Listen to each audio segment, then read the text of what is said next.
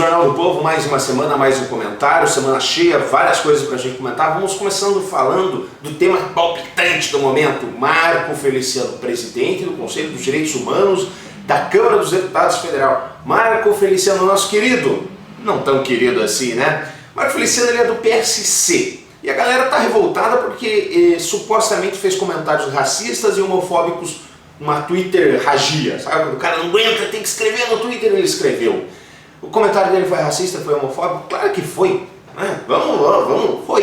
Foi. Mas ele entrou lá pela porta dos fundos, ele entrou escondidinho lá, a galera, tá lá. Não, ele foi eleito, ele tinha um número, a galera foi lá e votou nele e ele virou deputado. Ele tá lá de maneira democrática. Ah, mas eu não votei no Feliciano. Mas você votou nos que votaram nele para ser presidente.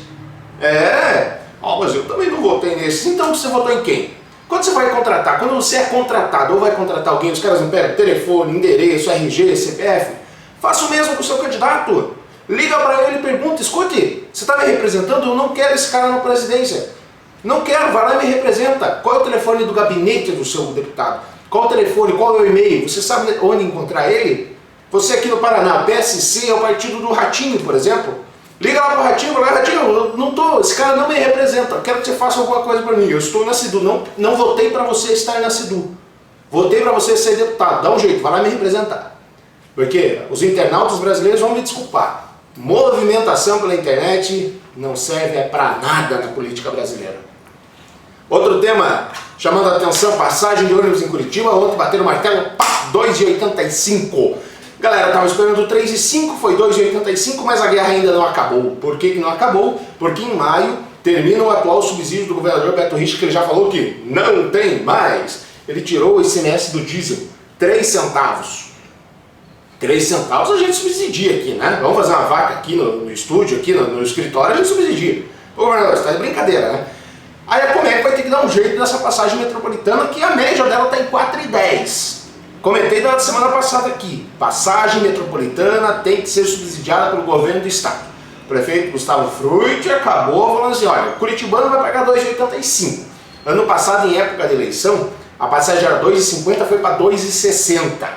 Ou seja, em época de eleição já foi para 2,60. Imagina como é que estava a coisa. Aí o governador ainda deu o subsídio. Você vai imaginando como é que estava a coisa. E a galera pensou que não ia ter aumento? Tá de brincadeira, né? 2,85, achei que ficou de bom tamanho. Curiosidade, em 94, início do Plano Real, a passagem era 40 centavos em Curitiba e o salário mínimo eram incríveis R$ 64,79. Sim! Agora, o salário mínimo é R$ 678 e a passagem R$ 2,85. Representa 9,55% do preço atual, que é a passagem. E o salário mínimo representava, na época, 14,03%. Ou seja, o salário acabou subindo mais do que o preço das passagens. Por fim, no pique, para terminar a segurança pública do estado do Paraná, essa semana a oposição denunciou. O Paraná tem o segundo pior efetivo do Brasil, só está na frente do Maranhão. O governador Beto Richa se defendeu e falou, não, nós contratamos 1.815 policiais. Porém, é o segundo pior por conta dos 1.815, senão ia ser o pior.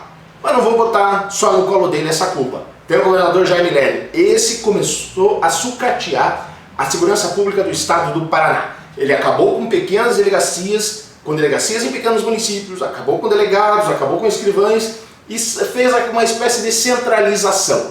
Isso fez com que a segurança pública do Paraná degringolasse. Passou o Lerner, passou o Requião, veio o Requião de novo, então o Beto Richa e nada está sendo feito. Falei demais, por hoje era só. Tchau.